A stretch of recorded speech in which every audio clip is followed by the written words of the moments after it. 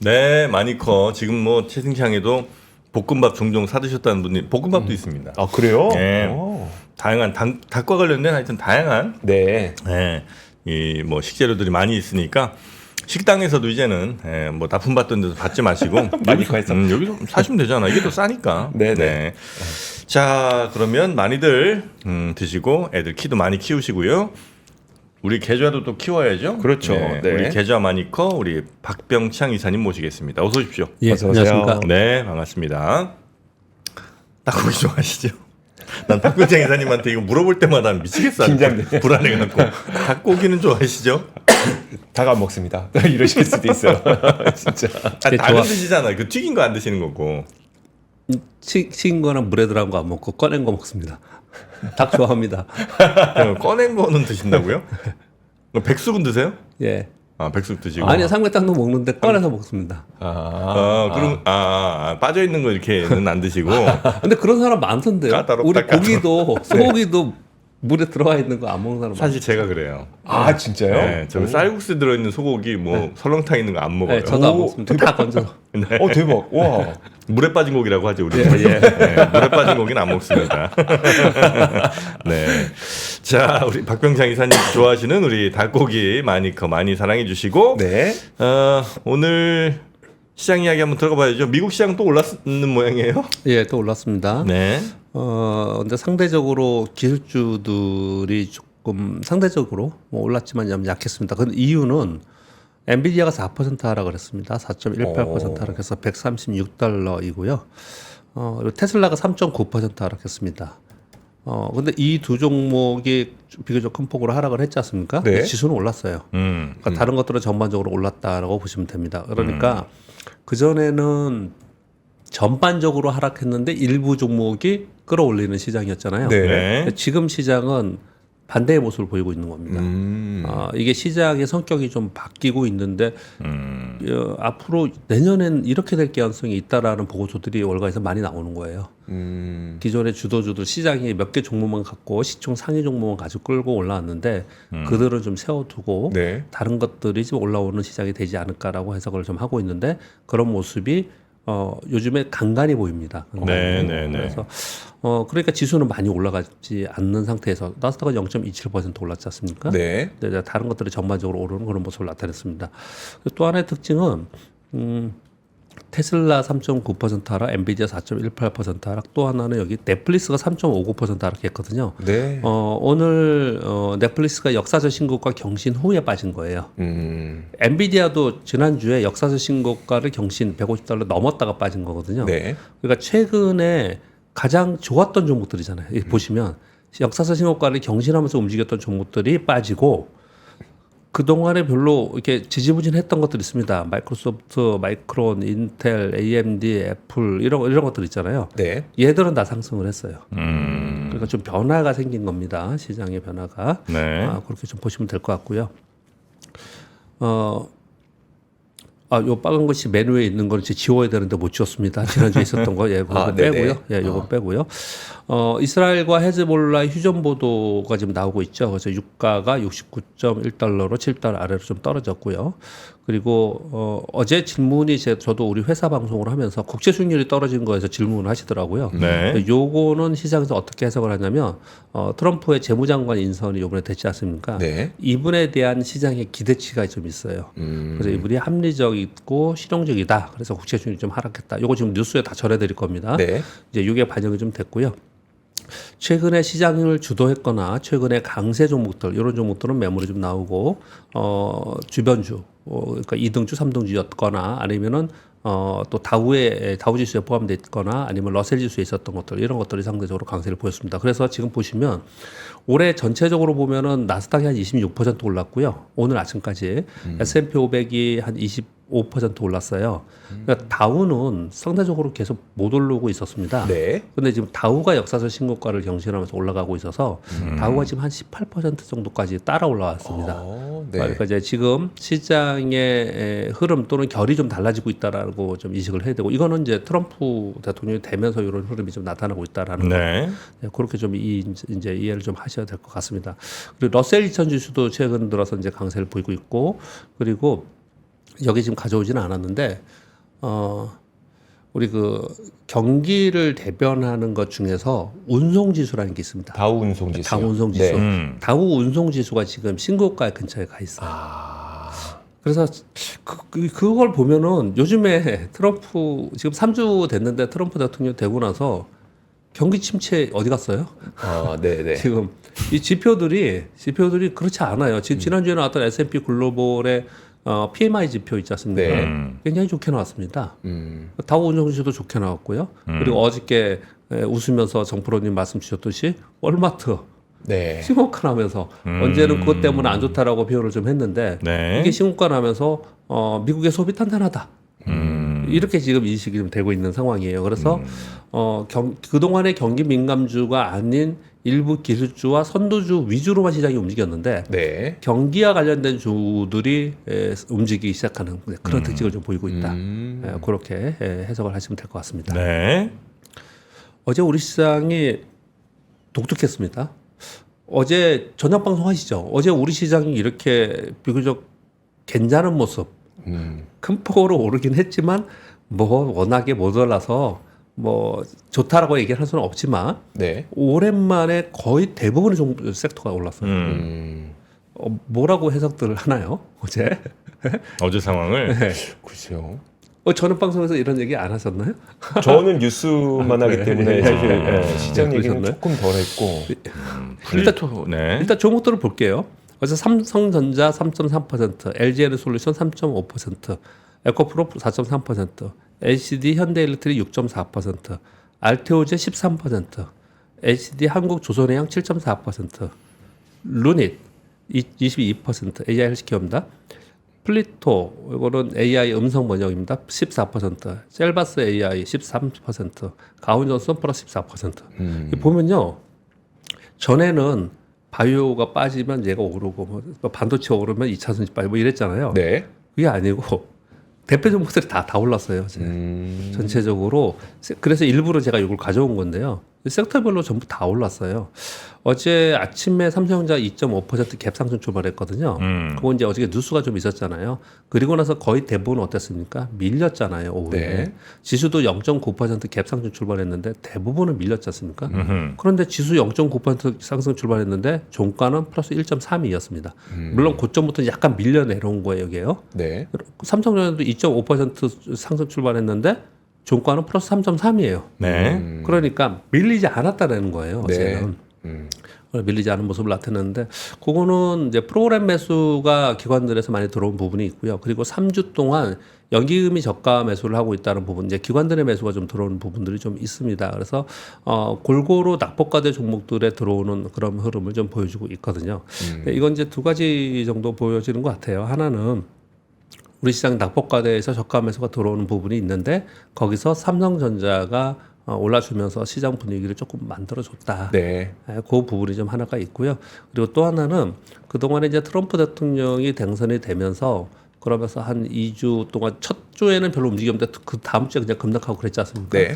그러면서 그 급락한 것의 가장 큰 이유가 우리 시장이 급락의 이유는 단연코 환율이죠. 환율. 환율 1,400원 네. 위에 안착했다 이런 표현을 좀 했지 않습니까?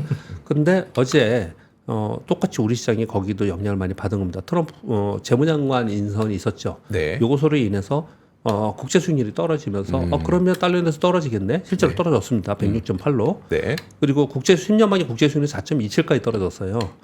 크게 떨어졌네요. 거의 4.4대 아니었어요? 크게 떨어졌어요. 그러니까 이게 떨어지니까 그러면 원화도 1,400원 아래로 떨어질 수 있겠구나라는 분위기가 어떻게 반영이 된 거예요. 그만큼 굉장히 예민하게 환율에 반영을 좀 된 겁니다. 그리고 어제 지금 미국 시장 하면서 말씀 안 드는 것 중에 하나 재밌는 게 하나 있었습니다. 뭐냐면 10년 만기 국채 수익률이 4.27이고요. 2년 만기가 4.27로 동률이 돼버렸습니다. 이게 네. 재밌는 현상이죠. 전에 네. 이게 역전이 되고 나서 굉장히 오래 있었습니다. 정확히 기억은 안 나지만 거의 1년 있지 않았나요? 1년 네. 이상 있었던 네. 이상 것 됐던 같은데 것 같아요. 네. 역전된 상태에서요. 근데 이게 다시 정상화됐다고 했지 않습니까? 네. 맨 처음에 역전이 됐을 때 뭐라고 그랬냐면 장단기 그림차가 역전이 됐다는 것은 경기 둔화 및 침체를 반영하면서 가는 거다라고 얘기했어요. 왜냐? 당연히 10년 만기 국채 수익률은 경기를 반영하는 것이니까 이게 막 떨어지니까 그러니까 10년 만기에서 2년 만기를 뺀 이제 금리 차를 얘기하는 거지 않습니까? 네. 그러니까 이제 경기 침체 온다는 얘기를 막 했었어요. 그러다가 계속 경기 침체 안 왔습니다. 그러면서 다시 10년 만기 국채 수익률하고 2년 만기가 이제 정상화됐죠. 플러스가 네, 됐지 네. 않습니까? 그러면서 또 논리는 뭐였냐면은 10년 만기와 2년 만기의 금리 차가 정상화되고 나서 6개월 에서 10개월 사이에 침체 온다 경기 그랬죠. 침체가 왔다. 네. 온다 하더라. 이렇게 또 얘기를 한 거예요. 네. 그래서 이게 지금 정상화되고 나서 지금 몇 개월 됐냐면 한 2, 3개월 된 것 같습니다. 네. 2, 3개월 됐어요. 그리고 나서 트럼프 대통령이 됐지 않습니까? 그리고 또 다 이게 붙었어요. 만약에 이게 역전이 되면은 또 이거 어떻게 해석할지 상당히 혼란스러운 모습을 나타내고 있는데 이게 전부 다 트럼프 트레이드 역량의 지금 모습이 있어요. 네. 사실 그런 부분이 좀 있거든요. 기존의 모델들로는 잘 이해 안 되는 상황들이 올 수도 있겠군요. 많죠. 이것만이 아니고 네. 정말 많죠. 그렇게 많이 된 이유는 과거에는 중요한 말씀 하나 좀 드릴게요. 제가 이제 세미나 때문에 준비를 좀 하면서 보면 이제 여러 가지 생각을 하고 있는데 과거에는 이거 우리가 일단 쉬운 얘기를 하나 할게요. 실물 경제에 연동하면서 자본시장이 움직였잖아요. 네. 네. 그런데 이제 언제부터인가 대규모 자본이 시장에 투여가 되면서 유동성이 투여되면서 자본시장의 유동성이 먼저 움직이고 이게 움직이고 실물 경제에 뒤따르는 그래서 또는 실물 경제와 별개로 막 움직이는 네. 이런 모습을 굉장히 많이 보이지 않습니까? 네. 근데 거기에 제가 중요하게 보는 것 중에 하나는 뭐냐면 제가 여태까지 증권회사에 있으면서 제일 궁금하고 이해가 안 됐던 것 중에 하나가 언제였냐면요. 07년, 08년 글로벌 금융위기 때 네. 돈을 엄청 풀었어요. 예. 그래서 저는 그때 금융상품 중에서 뭐 이런 이거 뭐라 그러죠? 그런 거를 뭐 이렇게 용어가 생각이 안 나요. 진짜 큰일 뭐 났네요. 파생 감기가. 상품이 아니면 뭐 원자재. 커머더티 뭐 이런 거? 예, 네. 커머더티. 예. 원자재를 사야 된다고 생각하고 그쪽에 좀 이렇게 눈여겨보고 투자를 하고 그랬었어요. 네. 네. 근데 원자재가 하나도 안 올랐어요. 오히려 빠졌어요. 그때는 빠졌거든요. 네. 그래서 왜 그런가 되게 궁금했어요. 되게 궁금했는데 그 나중에 보니까 그때의 유동성은 실물 경제에 흘러가지 않고 자본시장 안에 있었다라는 거예요. 전통적인 유동성의 보강은 네. 국가가 중앙정부가 은행에 주면 은행이 실물 경제에 풀어주는 거예요. 네. 근데 그런 게 지나갔고 이 08년 이후에는 유동성을 줬더니 그 유동성이 자본시장 안에 있었다는 거예요. 실물 경제에 가지 않고 실물 경제에 영향을 주지 않았어요. 네, 그러니까 네. 자본시장만 움직였어요 그때. 그랬거든요. 근데 또 한 번 크게 푼 문제가 언제죠? 팬데믹 때잖아요. 네. 그때 08년보다 더 많은 돈을 풀었지 않습니까? 네. 요번에 돈을 푼 거는 돈을 어디다 줬냐면 가게에 줬어요. 그냥 가게. 그렇죠. 네. 은행에 준 게 아니고 가게에 그냥 줘버렸어요. 그러니까 가게에 직접적으로 줘버리니까 이건 실물 경제에 영향을 준 거예요. 네. 그러니까 그 똑같은 재정 확장 정책을 쓰고 금융 완화 정책을 써도 어디에 중점을 두느냐에 따라서 그리고 시대에 따라서 굉장히 달랐다는 거예요. 네. 그러니까 똑같은 지표의 논리를 갖고 그 척도를 갖고 설명하기엔 굉장히 어렵다는 표현을 드리는 거거든요. 네. 여기에 포인트가 있습니다. 그러면 트럼프 2기의 재정 확장 정책을 한다는데 그 돈은 그러면은 가계를 줘서 실물을 돌아가게 할까요? 아니면 금융 안에서만 돈은 은행 것만 돌게 할까요? 가게에 직접 줄까요? 가게 직접 주는 일은 거의 없겠죠. 그렇죠. 상식 우리 그렇게 생각이 들죠. 기업인이고 예. 그런 생각이 들지 않습니까? 네. 그렇죠? 그러면은 만약에 은행권의 자본시장 안에서만 돌게 한다. 그럴 것 같지 않을 것 같지 않아요? 트럼프 대통령 국영제의 산업을 살리려고 하는 거지 않습니까? 그렇죠. 네. 그럼 원래 전통으로 들어가서 원래 이론적인 은행에 줘서 은행이 실물 경제를 주게끔 하는 플로우로 할 가능성이 있지 않나라고 저는 생각을 해요. 네네. 그런 생각을 이렇게 들어요. 그러니까 그런 것들을 감안하면서 지표 움직임이나 그리고 섹터의 움직임이 다 그때 달랐다는 거예요. 그때. 요거까지만 설명을 드릴게요. 네, 지금 네. 여기까지 설명을 드리는데 지금 한푸름 질문을 주셔서 네. 이 지표들이 그래요. 다 지표들이 거의 대부분 뭐 전에 그랬으니까 이번에 그래. 그러니까 상당히 다르다. 그렇게 좀 인식을 좀 해야 될 것 같습니다. 너무 좀 네. 길게 얘기를 했는데 재밌잖아요. 또 다시 역전되게 생겼어요 지금. 네. 저는 이제 이런 걸 이제 보고 막 예. 이제 이런저런 해석들을 이제 또 사람들이 하잖아요. 예. 그런 걸 보면서 자연은 혹은 이런 현상은 그냥 있는 건데 예. 거기에 우리가 인위적으로 자꾸 어떤 해석을. 이론과 해석을 이렇게 하는 거 예를 들면 오리너구리를 갑자기 발견했어. 우린 네. 그동안 포유류, 조류, 뭐 유대류 이렇게 다 나눠놨는데 예. 이상한 애가 나타났어. 예. 그럼 그냥 얘는 그대로 이상한 애로 봐야 되는데 어떻게든 포유류로 묶으려고 아니면 어떻게든 조류로 묶어보려고 네. 이게 막 그 노력들을 한단 말이죠. 네네. 얘는 그래서 뭐야 도대체 얘는 그냥 원래 오리너구리 그냥 그대로 살던 애인데 예. 예. 그런 걸 우리가 좀 그대로 볼 필요가 좀 있다. 예. 예. 예. 이상한 현상들 나타나더라도 그게 도대체 이게 뭔지를 막 과거 또 막 무슨 사례 찾아갖고 또 이거랑 같은 거 아니냐 이렇게 막 자꾸 해석하려 하지 말고 있는 그대로 보자. 아 저는 요즘 그런 깨달음을 또 얻게 됩니다. 저도 거기에 공감을 합니다. 근데 네. 한 가지 더 붙여도 될까요, 거기에? 아 더 붙이셔야죠. 예, 한 가지 더 자 붙여야 이주도 돼요. 준비 하나 해. 하나 붙여요. 왜냐하면 우리 투자 입장에서 말씀을 드리는 겁니다. 네. 제가 경험치로 말씀을 좀 드리면요. 사실은 상식의 논리로 시장을 보라 그러지 않습니까? 지금 말씀 주신 대로 얘는 원래 그렇게 있었어. 그냥 상식적으로 생각할 때 경기가 좋아지면은 뭐 고용도 좋아지고 또 물가는 오를 거고 그런데 경기는 좋다 그러는데 뭐 물가는 빠진다 그러고 막 이렇게 이상한 일들이 벌어질 때는 네. 그냥 상식적으로 생각을 좀 하라고 하지 않습니까? 근데 경기를 바라보는 눈에서는 상식적으로 생각하는 부분이 맞는데 껴맞추기 하지 말고 네. 그게 맞는데 투자는 좀 다른 것 같아요. 아. 투자는 왜냐하면 지금 정프로님 말씀에 그대로 이어서 말씀을 드리면 네. 누군가 오리너구리를 어디다 끼려고 그러잖아요. 네. 근데 내가 보기에는 왜 굳이 그래? 그럴 필요 있어?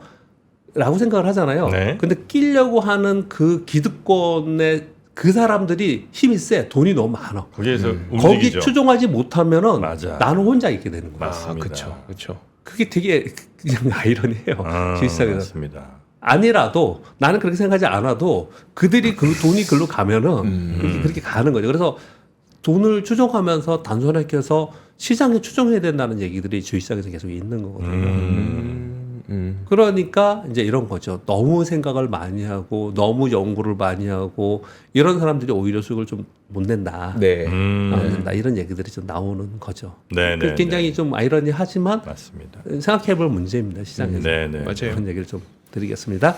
그리고 시장은 좀 말씀드린 바 같이 일단 이게 중요한 것 같아요. 제가 보기에는 엔비디아가 지금 136달러거든요. 네. 이 136달러가 언제 가격이냐면 7월달 가격입니다. 아, 그래요? 엔비디아가요? 네. 7월 초에 가격이 136달러였어요. 아, 그때 이제 제일 고점일 때였나요? 136달러 갔다가 횡보하다가 150달러까지 갔었어요. 갔다가 내려왔거든요. 그리고 애플 가격이 지금 얼마? 232달러거든요. 네. 232달러도 7월의 가격입니다.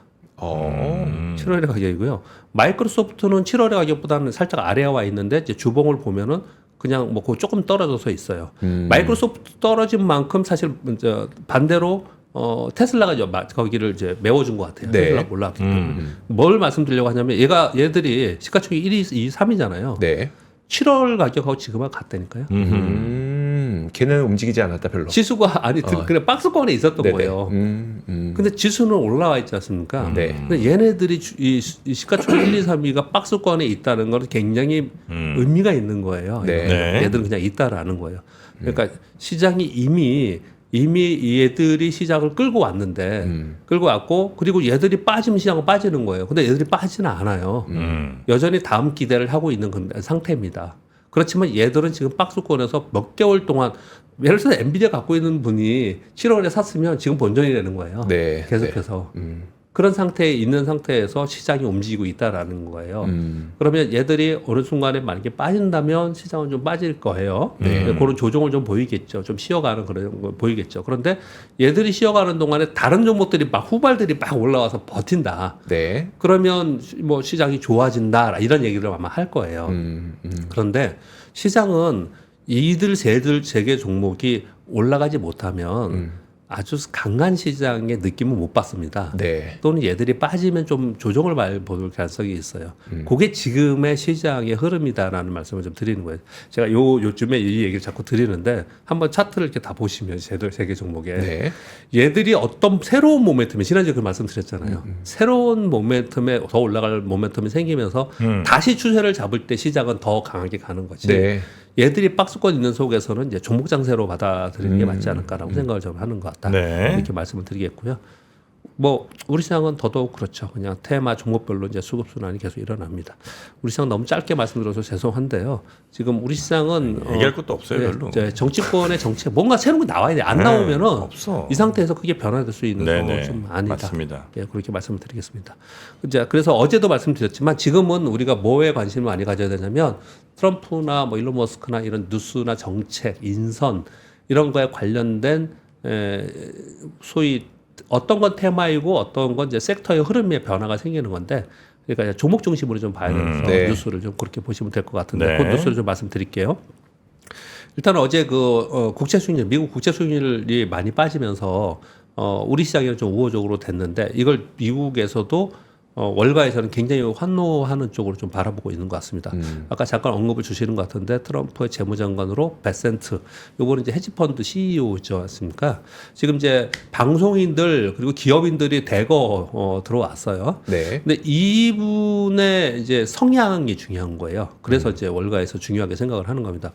어떻게 얘기를 하고 있는 사람이냐면 제일 핵심 포인트가 첫 번째 줄입니다.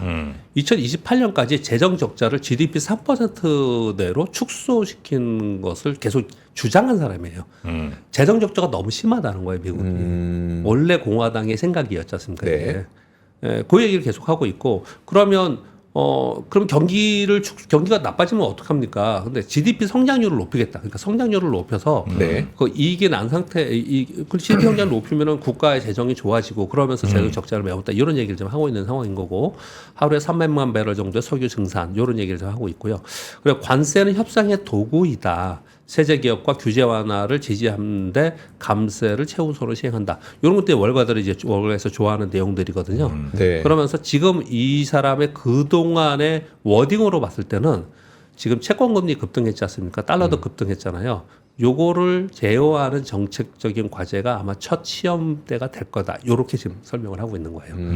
그러니까 일방향으로 국제 수익률과 달러가 막 급등했었는데 네. 이거를 제어할 사람이 등장을 했다라고 시장을 생각을 하는 거예요. 네. 네, 그러면서 그게 올라오면서 우리 시장에도 좀 우호적으로 작용을 한 네, 부분이 네. 있다. 그렇게 해석을 해야 될 것 같습니다. 그리고 이번에 뉴스는 참 재미있는, 저는 저 개인적으로 굉장히 재미있게 생각을 하고 관심거리입니다. 중국은 미국과의 관계 개선을 위해 일론 머스크와 계속 접촉을 하고 있다. 중국은 기업인 출신인 트럼프의 협상을 기대하는 부분이 있겠죠. 네. 이것도 다 상식적인 거예요. 그렇죠? 그렇지 않습니까? 네. 일론 머스크는 중국 상하이 공장이 테슬라 전기차 생산의 절반입니다. 가장 큰 거예요. 그리고 중국에서 자율주행 기술 최종 승인 대기 중입니다. 네. 그러면 당연히 중국은 일론 머스크가 중국 안에서 이런 사업을 하고 있는데 그러면 일론 머스크하고 트럼프하고 이런 관계인이 그럼 거기에 키맨으로 해서 활용을 해서 어떤 걸 해보겠다라는 거 이거 당연한 얘기를 그러네요. 쓴 거잖아요. 네네네. 근데 재밌죠. 어떻게 될지 정말 궁금하지 않으세요? 네. 왜냐하면 중국의 입장에서도 볼 때 그 트럼프 대통령은 당연히 미국 제1주의지만 미국 제1주의 전에 개인적인 제일주의의 성향을 좀 갖고 있는 것처럼 보여요. 네. 그러니까 김정은을 만난 거 아닙니까? 아무도 왜냐하면 그 당시에 트럼프 대통령을 다 만류했다고 했지 않습니까? 네, 네. 하지 말라고. 그럼에도 불구하고 그런 행위를 했잖아요. 네. 그러니까 우리가 지금 알고 있는 것하고 그냥 그럴 것이다 하는 것이 정말 그럴 것이냐. 그렇지 않은 어떤 다른 행보들이 상당히 많이 나올 건데 그 중에 하나가 이런 것들이 어떤 역할이 될지 굉장히 시장에서는 당연히 이거 매우 중요한 거죠. 네. 근데 네. 매우 중요한 이런 구조겠네요. 그러니까 미국에서는 일단 머스크가 트럼프와 굉장히 친하니까 머스크에게 뭔가 도움이 될 것 같고, 근데 트럼프 당선인과 머스크가 친하다 보니까 중국에서는 그러면 미국을 설득할 때 머스크에 의존을 하게 될 것 같고, 양방으로 좋아 보이는 거네요. 뭐 그런 구도가 될 수도 있는 머스크 입장에서. 머스크가요. 근데 양방으로 좋다라고 그렇게 들으셨나요? 네. 굉장히 난감할 수도 있죠. 그래요? 그렇죠. 그렇죠. 난감할 수도 있죠. 음. 양쪽이 어느 쪽도 다 양쪽이 강대강이면 네네. 그 사이에서 이거 어떻게 조율할지 상당히 궁금하죠. 이게. 그러네요. 예, 그런 부분이 좀 있을 수 있을 것 같습니다. 네. 재미있는 내용인 것 같습니다. 그리고 3번 뉴스는 이스라엘과 헤즈볼라 휴전 지금 협상을 하고 있는데 미국의 조율로 네타냐후도 원칙적으로 승인했다라는 CNN 뉴스가 있죠. 이게 유가가 어떻게 떨어진 이유입니다. 그러니까 세부안에 대해서 이견 조율이고 아직 완전한 합의는 아니다라고 지금 얘기를 하고 있지만 거의 뭐 보도로는 원칙적으로 합의가 좀 되고 있지 않겠냐 이런 얘기를 하고 구체적인 내용까지 나오고 있습니다. 이 내용은 많이 들으셔서 아시잖아요. 정프로님도 다른 채널 많이 하시니까 많이 들으실 것 같은데 네네. 지금 헤즈볼라가 완전히 다 포기하고 지고 가는 거, 지고 하는 거예요 이거. 네. 거의 그러니까- 뭐 지금 예. 남아있질 않더라고요. 예. 그러니까 네타냐후가 승인하면 그냥 되는 정도에 지금까지 와 있는 것 같습니다. 그런 내용이 있고요. 그리고 4번 뉴스가 어제 시장에 되게 영향을 많이 줬습니다. 캘리포니아 주지사가 만약에 트럼프 행정부가 IRA 보조금을 폐지하면 주 정부 차원에서 보조금을 지원하겠다. 캘리포니아는 친환경 도시로 성장하는 미래를 포기하지 않겠다. 그래서 과거에 시행했던 환급 제도를 재도입하더라도 전기차 그리고 친환경 에너지를 사용하는 쪽으로 계속 보조금을 지원하겠다. 이렇게 얘기를 했어요. 그래서 네. 어제 리비안이 15% 정도 올랐고요. 전기차가 다 올랐고요. 그리고 친환경 태양광 막 이런 거 있죠. 네. 네, 그런 것도 다 올랐어요. 근데 이거 사실 이게 아주 큰 의미냐? 트럼프는 다 폐지한다는데 캘리포니아 주 여기 또 민주당이니까 여기 한 군데서 이렇게 한 게 그렇게 의미가 있느냐라고 받아들이는 사람은 있을 수 있겠죠. 네. 그런데 시장은 어떻게 받아들인 거냐면은 거봐 지금 걱정하는 것처럼 무조건 다 그렇게 되는 게 아닐 수 있어라고 생각을 하는 거라고 보이세요. 그러니까 앞으로의 이 상황은 변수가 있을 수 있는 거야. 이렇게 해석을 좀 네네. 하는 것 같아요. 그래서 어제 전기차나 신재생 에너지가 미국에서는 상당히 큰 폭으로 다 올랐어요. 네. 그런데 재미있는 건 단 테슬라 일부 모델은 제외한다는 거예요. 얘네들은 캘리포니아에서 예, 테슬라 캘리포니아 주지사가 언급을 한 거예요. 주지사가? 그 왜 이제 얘기는 어떻게 했냐면 이렇게 했습니다. 여러분 뭐 이제 보도 들으셨는지 모르지만 테슬라는 다 전기차 아니냐. 네. 네네. 그러니까 이제 친환경인 쪽으로 유도하기 위해서 보조금을 주는 건데 네. 테슬라는 이미 그쪽이니까 기존의 내연기관차에 보조금을 주려고 하는 거다 이렇게 말은 했는데 지금 여러분 보도 보셨는지 모르겠지만 올 테슬라가 캘리포니아에 있던 이게 본사였나요? 캘리포니아에 있던 캘리포니아에 원래 본사 있었어요. 예, 텍사스로 그거를 옮겼죠. 딴 데로 옮겼잖아요. 텍사스로 옮겼죠. 그래서 아마 이러지 않았나 뭐 이런 얘기를 좀 하고 미운털 밖에서 네, 뭐 그런 얘기를 좀 하고 거기다 있는데 또 캘리포니아는 트럼프 워낙 싫어하는데 트럼프랑 같이 가니까 아이고 뭐 그런 얘기를 그냥 뒷얘기가 있는 거고요. 그래서 저는 지금 그래서 써오지는 않고 그 말로만 전해드린 거고요. 전체적으로는 시장에서는 이걸 어떻게 받아들였냐면 야 이제 여태까지의 트럼프 2기에는 친환경 뭐 신재생 에너지는 다 죽었다. 뭐 이런 식으로 얘기를 했는데 처음으로 이런 게 발표가 된 거예요. 네. 그러면 봐봐라 주별로 이런 것들이 더 나올 수도 있고 그리고 또 트럼프의 공화당 주에서도 반대 의견이 있을 수 있다라는 얘기들을 많이 하잖아요. 네. 그랬을 때 정말 지금 우리가 걱정하는 것처럼 그런 국면을 갈 것이냐에 대해서는 여지가 있지 않냐라는 정도로 어떻게 해석을 한 것 같아요. 네, 네. 그래서 뭐 이게 추세적으로 다시 좋아지는 뭐 그러지는 않겠죠. 피해를 보는 건 분명히 맞겠죠. 그런데 단기적으로는 그런 흐름을 좀 반영을 했다. 제가 단기적이라는 표현을 좀 쓰겠습니다. 네. 네, 그런 이제 반영을 좀 어떻게 했습니다.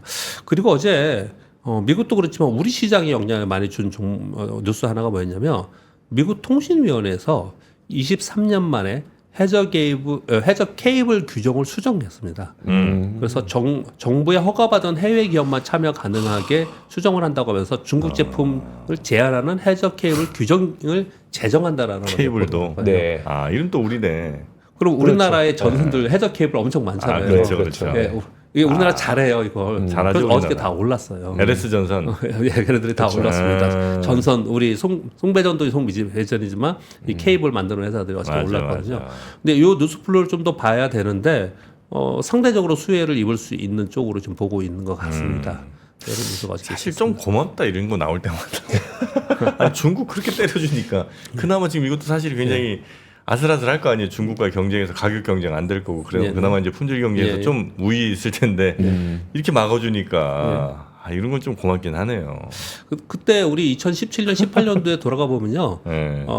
미중 무역 전쟁이 막 있었잖아요. 네. 그때 미국과 중국이 엄청나게 그것 때문에 치열하게 싸웠는데 더 치열하게 싸운 데는 어디냐면 중국과 유럽이었어요. 왜냐면 미국이 유럽을 때리니까 유럽이 너무 힘든 거예요. 네. 그래서 유럽하고 중국하고 엄청나게 싸웠습니다 그때. 그래서 오히려 싸움은 시작은 미국이 했는데 유럽 중국이 많이 싸웠고 그래요? 예. 그리고 같이 때리면서 같이 사이 좋아질 줄 알았더니 그게 아니고 때리니까 서로 힘드니까 더 싸우는구나. 힘드니까 더 싸우는 그런 모습이 좀 된 거죠. 네. 그래서 그때를 이제 추억하면서 가만히 생각을 해보면은 그 당시에 그러면은 우리의 뭐 기술주나 이런 것들이 엄청나게 피해가 있었냐? 그러지 않았거든요. 네, 그런 부분들을 좀 감안해서 보셔야 될지 않을까 생각합니다. 네. 말씀 주시니까 생각이 났습니다. 삼성 갤럭시 폰의 AI에 챗GPT를 통합해서 넣지 않을까라는 보도가 좀 나와 있습니다. 그래서 기존에는 지금 가우스하고 제미나이가 들어가 있는데요. 챗GPT 지금 애플에 들어가지 않습니까? 네. 그래서 챗GPT를 결합하지 않을까라는 뉴스가 좀 나와 있습니다. 네. 그리고 이건 어제 못했던 것 중에 하나였는데요. 트럼프 재선에도 웃는 신재생 에너지 기업이 있다. 뭐냐면 블룸 에너지 얘기를 하는 겁니다. 이거 실적이 안 좋다 그래서 연초에 굉장히 안 좋았어요. 작년 내내 하락했었습니다. 연중 내내. 네. 근데 11월 한 달간 이게 어저께 한 거였는데 168% 급등했습니다. 오늘도 조금 떴더라고요. 한 달에 160. 한 달 이렇게 급등을. 이유가 뭐였냐? 이 네. 블룸 에너지가 뭐 하는 회사냐면 발전용 연료 전지 및 수소 생산 업체입니다. 그러니까 AI 데이터 센터에서 전력 수요가 폭증하지 않습니까? 네. 그러니까 이 데이터 센터 옆에 발전용 연료 전지를 세워서 이 연료 전지가 이제 수요가 크게 늘어난다는 거예요. 그래서 11월 14일 날 아메리칸 일렉트릭 파워에 1기가와트 이게 최대 규모예요. 이제 지금 시작은 조금씩 합니다. 네. 고체 산화물 연료 전지 공급 계약 체결을 했다는 거예요. 그리고 인텔도 연료전지 구동 컴퓨팅 데이터 센터 구축을 했다는 겁니다. 그러니까 이게 지금 데이터 센터 얘기할 때 우리는 맨날 전선, 전력, SML 뭐 이런 얘기를 계속 한 거잖아요. 근데 그렇지 않다. 이쪽에 소위 신재생 에너지 기업들 중에서 이제 전력이 계속 이제 전력 수요 폭증하면서 거기에 변압기도 필요하고 배선도 필요하고 SML도 다 필요하지만 이렇게 연료 전지를 이용한 발전 요 부분도 지금 상당히 수요가 많이 늘어나고 있다. 요 얘기 좀 하고 있는 거예요. 이거 이제 이게 수소 쪽이거든요. 그래서 아마도 요게 영향이 또 있을 거예요. 시장에서는 영향이 있을 거라 생각합니다. 8번은요. 우리나라가 로봇 밀도 세계 1위라고 하네요. 세계 로보티스 2024 보고서가 나왔는데요. 한국 노동자 10,000명당 로봇이 1,012대. 그래요? 자동차 및 전자산업 분야에서 산업용 로봇을 우리나라가 가장 빠르게 적용을 하고 있다. 네. 요거거든요. 10,000명당 우리나라는 1,012대. 미국은 285대. 이 보면은 근데 최첨단이냐 아니냐의 차이가 있을 수는 있겠지만 우리 산업용 로봇을 얘기 많이 했잖아요. 그 산업용 로봇을 얘기한 지도 우리도 꽤 됐거든요. 그래서 우리는 상당히 빨리 이쪽을 좀 하고 있는 부분. 뭐 테슬라가 얘기하는 휴머노이드 로봇 뭐 이런 거하고는 우리하고 좀 다르지만 산업용 로봇 쪽에는 우리 여기 상당히 빨리 지금 진행을 하고 있다. 그리고 9번 뉴스는요. 유진투자증권 어제 보고서가 나왔습니다. 사실은 이게 의미가 있냐 없냐는 의미가 없을 수도 있을 것 같아요. 그러나 생각해 볼 문제이다라는 뉴스가 하나 있었습니다. 삼성전자를 제외하면요. 여기다 이걸 구해 본 겁니다.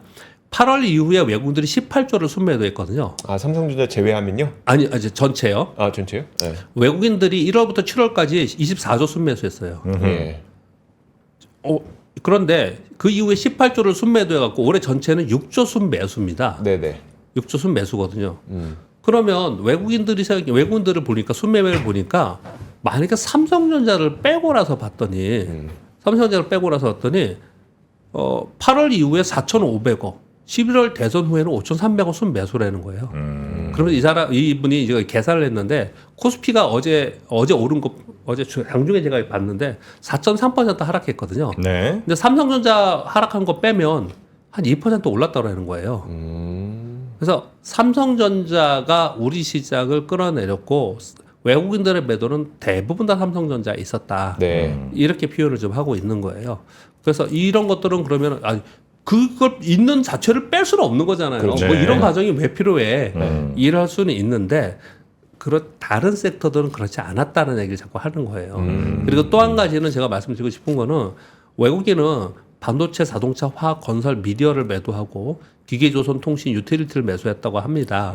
그런데 우리나라는 반도체, 자동차, 화학 이쪽이 시가총이 높잖아요. 그렇죠. 여기 2차 전지도 이쪽에 들어가 있고 결국은 시가총이 높은 선두에 있는 기업들이 미국을 보듯이 걔들이 얼마나 성장을 하면서 그 시장을 끌고 갈 수 있느냐의 차이인 거예요.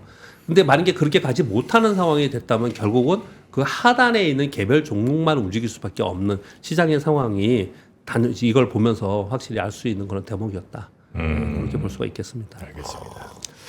뭐 맛있는 것만 쏙쏙 빼먹으려고 하는 거 아닌가 하는 생각도 살짝 드는데 그런 걸 이제 체리 피커라고 하죠. 그렇죠. 네. 네. 근데 이제는 우리는 귤 피커 드디어 그 시간이 왔습니다. 아니 뭐 사과 괜히 뭐 빌드업 이런 거 안 하겠습니다. 자, 사과, 귤, 황금향 제가 갖고 온다고 말씀드렸잖아요. 우리 저 이사님도 한번 드셔보시죠. 제가 예, 좀 전에 귤이랑. 먹었는데 되게 맛있는데요, 귤이요? 아유 그냥 물이 줄줄 흐른다 황금향. 그게 황금향이죠. 네, 황금향. 야. 이 귤 맛있는 거 어떻게 고르는지 압니까? 딱 만져보면 느낌이 오잖아요. 이게 꽉 찬 상태에서 말랑말랑한 애들이 있고 네. 딱딱한 애들이 있고 그다음에 저 중간에 공기 많이 들어가 있는 애들이 있고 네. 그 중간에 많이 공기 들어가 있는 애들이 약간 단데 신맛이 없어. 걔네들은 그냥 네. 단데 하여튼 별로야. 네. 약간 좀 그리고 육즙이 좀 질기다고 해야 될까? 네네. 그런 게 좀 있습니다. 요 말랑말랑한 꽉 찬 애들이 제일 맛있죠. 달콤새콤. 네. 예, 요거 황금향 한번 제가 맛 좀 보겠습니다. 한번 맛보시죠. 예, 네. 얘기 좀 하고 있어요. 네. 박 이사님은 귤은 드시죠? 다 먹었습니다 지금. 다 먹. 이미 다 드셨어요? 맛있네요. 아, 황금향은 합격. 야 지금 사과, 감귤, 황금향 네. 이거 계속 드리는 거 아닙니다. 26일부터 27일까지. 26일, 27일이 언제요? 오늘부터 내일까지. 너무 짧은 거 아닙니까? 근데 딱 이틀 동안 저희가 사과는 야 3.5kg짜리가 29,000원이에요. 가만히 있어보자. 와 그리고 황금향도 3.5kg짜리가 23,000원. 감귤 3.5kg가 11,000원? 야. 이 귤 맛있는데요? 네. 아, 그 귤은 괜찮아요? 네, 맛있는데요. 제 귤은 약간 좀 묽었어요.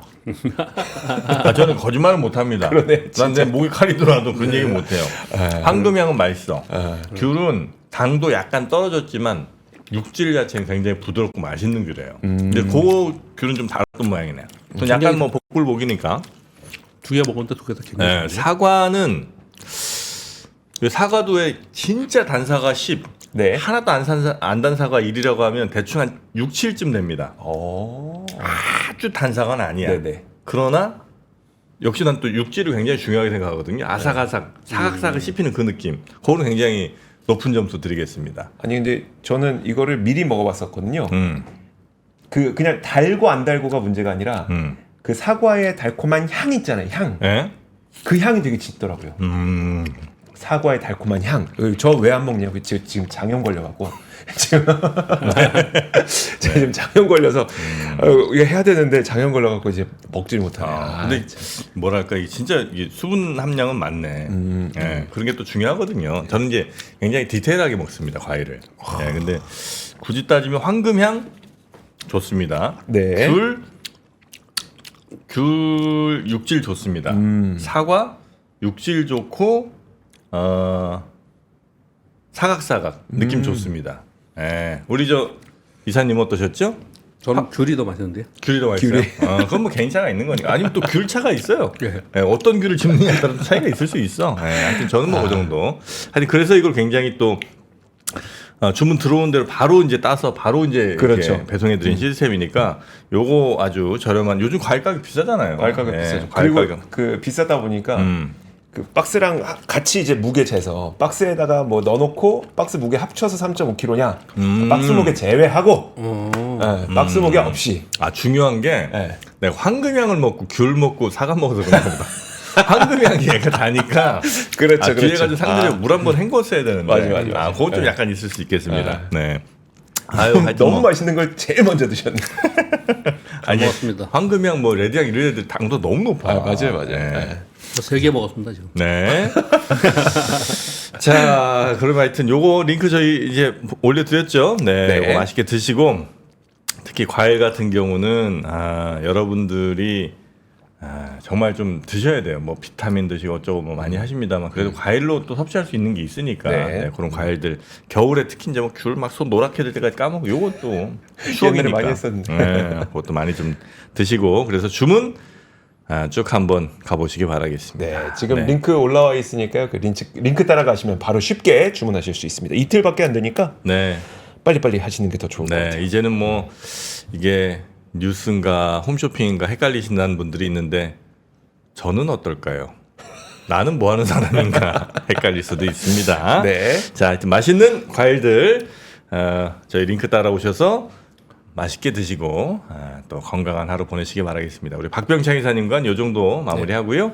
내일 다시 뵙겠습니다. 예, 감사합니다. 고맙습니다. 감사합니다. 삶의 격을 높이는 9가지 지혜를 함께 나눕니다. 위즈덤 칼리지 시즌 2 영상 아래 링크를 클릭하시면 자세한 내용을 확인하실 수 있습니다.